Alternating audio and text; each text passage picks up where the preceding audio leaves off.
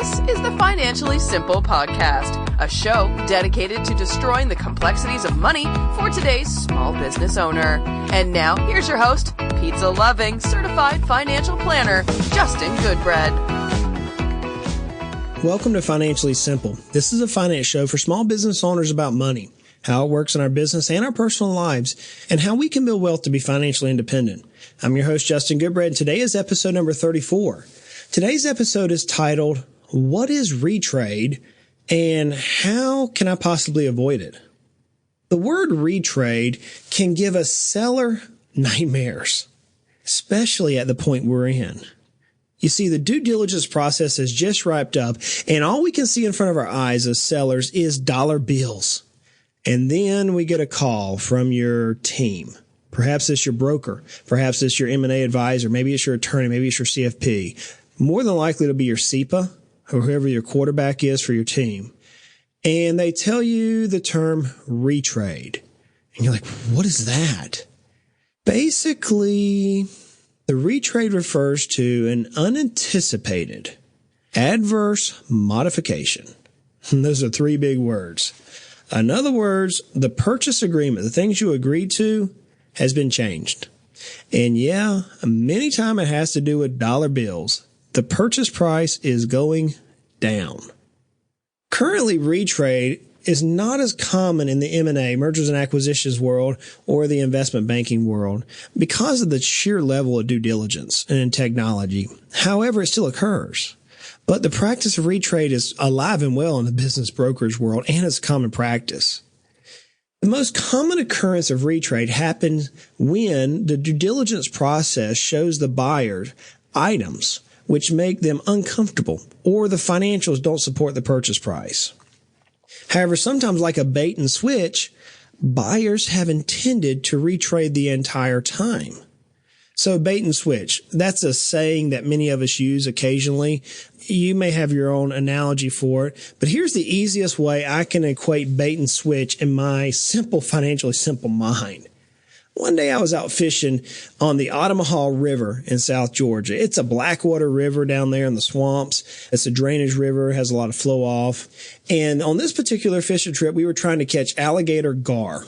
If you're not familiar with alligator gar, this is not alligators like you see like the lizard or like the big crocodile alligator. An alligator gar is a fish that has a mouth on it that looks like it belongs on an alligator. It has a lot of teeth, and they are very, very, very painful if they bite you. Like they will rip skin off of you. But we wanted to catch them. And on this particular day, we wanted to try to catch them on artificial lures. We had seen this particular event, and we noticed that you can catch alligator gar on just string. Yeah, no hook, just string. What you would do is you would take white nylon twine and cut it about 12 inches long, then double it over, almost like fold it over like you'd be folding a piece of paper. And you may have maybe 10 or 15 of these 12-inch long nylon twines, and you would fold it in half, and then you would tie your fishing line to the bend. And ultimately, it looked like a bunch of white pieces of thread hanging down from your fishing line. And what you could do is you could chum, or you could take some shiners, some live shiners or dead shiners, find an area of the river that the water was moving very slow. And you would throw it out there, and eventually the alligator gar would come up and you'd see their mouth on top of the water hitting either the live or dead shiners. And once you saw them, then this was the point to where you would bait and switch. You would switch the bait. And so now instead of throwing out more bait or more shiners, you would throw out nylon twine. And get this, they would bite the twine with no hook, and their teeth would get caught up in nylon. And you were able to fight the gar and get it to the boat. This is a bait and switch. The gar thought he was going to bite a shiner, which they had been feeding on, but instead they find a white rope. So I provide this example in the past when we spoke about this particular event.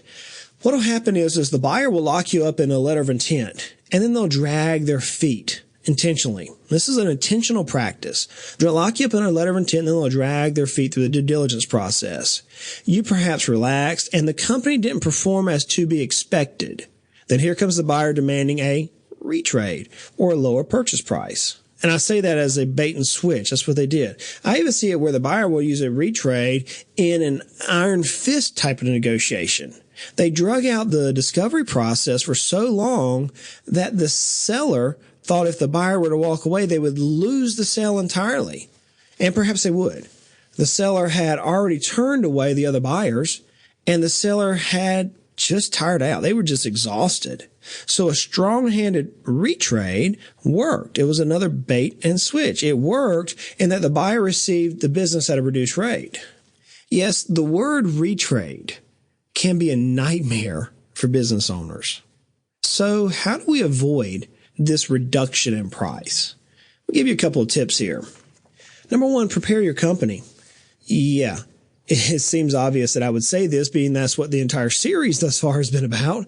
But as I've mentioned in all the previous podcasts, we must prepare for the future. And what we've done in the past has brought us to this exact point to where now we have gone through due diligence. And if we prepared our company correctly, then the buyer will know and we will know what a true fair assessment of the business will be. So whenever you're preparing your company, you want to look at it from the buyer side as well. When the buyer asks you for due diligence or they ask for a request, a discovery preponderance, that's a legal term, but they ask you for due diligence, make sure that the facts that you're providing them are accurate and respond as completely and thoroughly and quickly as possible. When the seller can provide a buyer with the information in a prompt manner and the information is accurate, in other words, you're prepared, the buyer often views the seller as a strong, confident, prepared candidate. So, number one, never procrastinate. If the buyer asks for something and you're prepared and you can get them that request in a timely manner, it builds confidence on the buyer's side that your company is worth, in fact, what you're asking for it. Second thing you can do is you can keep your projections as conservative as possible. I'm not saying to go too low, but don't overcommit. In episode 28, we dealt with this particular example, and I provided an example of a client who didn't listen to the CPA who had brought me in to help in this particular case.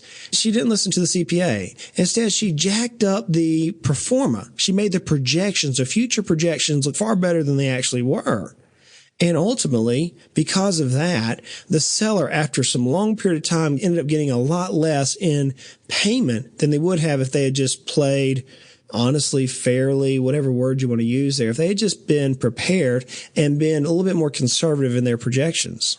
So that's the second thing you can do is just be honest.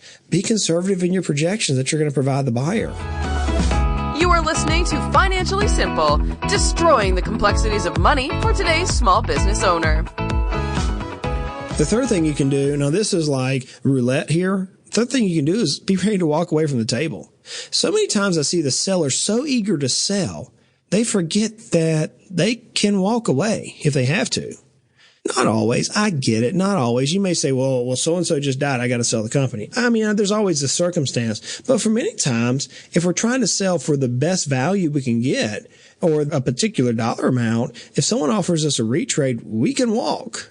Yeah, and like I said, this is like roulette. The way I describe it, the walking scenario is like you're in a game of high-stakes poker, and they dealt you a retrade hand, and now it's up for you to play poker, literally, to bluff the opposing side and see if they'll back down. Yeah, I realize it's high stake, but it sometimes can work. The fourth thing you can do is to check out the buyer before you ever enter into the agreement. What's the buyer's history? Is retrading standard operating procedure for them? Is this what they do? Do they go in and make you an offer on the practice or on your business, and then now some 6, 7, 8 months after they drug the thing out, or do they offer you a highball offer to try to get you to walk away from the other potential buyers only to come back later and offer you a lower purchase price? If there's financing involved, are they approved for the deal, or do they have to take the deal and go get approved? So many times before you ever get to this point to where a retrade comes up, you can do your own due diligence to make sure that the buyer is suitable as a buyer, if you can use that analogy. The fifth thing you can do is never procrastinate. Yeah, now I know I said this earlier when I was referring to providing discovery. I think it's point number 1. But you need to make sure you remove all the skeletons from this closet. I've used that analogy a couple of times, skeletons in the closet. We all have some sort of skeleton in the closet, whether it's in our business or in our personal lives. There's always a skeleton there. You can rest assured that the buyer will discover your skeletons, and if the skeletons are ugly and they're not really good, then they're going to request a retrade. They're going to request that the purchase price go down so they can deal with the skeletons that you didn't tell anybody about. So don't procrastinate. If you plan on selling the company, go ahead and identify the skeletons and let your team help you prepare for that. Number 6, I heard a CPA last week talk to me about this. I was doing a presentation on how to sell a business. And I heard the CPA say, Justin, if real estate is about location, location, location, then business sell is all about timing, timing, timing. And, to some point, he's accurate on that. You never try to sell a business in a bad market. It just doesn't work. It's not good common sense to try to do that. So what if you've been the recipient of a buyer who says, you know what, I'm lowering the price? How do you tell if it's a bluff? Like I said, many times a buyer may just throw out a retrade offer just to see if they can get the deal done for a little bit lower, just as an offer. I've seen that happen. And if you're on the seller side and a retrade is offered to you, how do you find out if it's a bluff? Well, go back to your dating days. You can check real quick to see if somebody's serious or if they're just throwing out some nylon string to see if you bite. You see, if Gar had actually any intelligence about them, they'd realize that that rope is not a fish. It's not a piece of bait. Thank goodness we're not Gar. Thank goodness we're not fish. But you can check and see if the buyer is legitimate. So here's something you can do. Remember that childhood interaction? Maybe it was your first crush you had on somebody. You remember, you played hard to get. You acted like you weren't interested at all.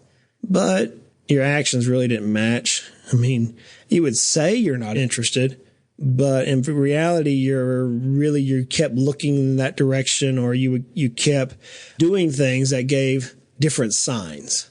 The people used to say your walk doesn't match your talk, or your actions speak louder than your words. That's what you're looking for. You want to see if someone offers you a retrade. Are they being serious about that? If they're really not interested, or if they're really saying, you know what, you got to take this or leave this, then see if their actions match their walk. Another thing you can check is, are they calling? Do they say they're not interested, but yet they keep calling you? Yeah. I remember a friend of mine, he was dating a girl, and she kept saying, I don't want anything to do with you. I don't want anything to do with you. And then all of a sudden she would call him and text him constantly. He looked at me one day and goes, this girl makes no sense. She says this. I'm like, dude, she's playing you. Yeah. Now I will tell you this. If you call and they don't respond, it's kind of like that one that got away. Yeah, they're gone. They're not even interested in retrade. If you say no to their retrade and after you try to call their bluff, they're done. So retrades can be frustrating. They don't have to be. You can prepare yourself long before you get to this point. And if you find yourself in a retrade, there's some things you can do to help yourself get out of it or get out with the least amount of damage. Guys, like I always say, life is hard, life is complicated. Money doesn't have to be. Retrades only can be so frustrating to everybody involved except for the buyer, and they can even be frustrating for the buyer, trust me. Money doesn't have to be this way. Let's continue to make our lives, at least financially, simple. Hey, if you have a question or a comment, shoot me something. Give us a review on iTunes. Give us a review on Stitcher. If you like the show, just give us a 5-star review. Let me know that, hey, you like the show, you're listening to it. We're going to begin airing the podcast out on YouTube so you can see and watch if you're a YouTube fan. That's where I spend a lot of my time watching things in the finance world or in the business world. And I find out I really like YouTube for that. If you have a question, reach out to me, questions@financiallysimple.com. You can find me on Twitter. You can shoot me a message on Twitter, Instagram, LinkedIn, Facebook. You can find me pretty easy. But until next time, hey, y'all go out and make it a great day. You have been listening to the Financially Simple podcast. The information in this show is for informational purposes only. This show is not investment advice. Instead, seek help from a competent financial advisor. Justin Goodbread, CFP, is an investment advisor representative of Heritage Investors, a registered investment advisor.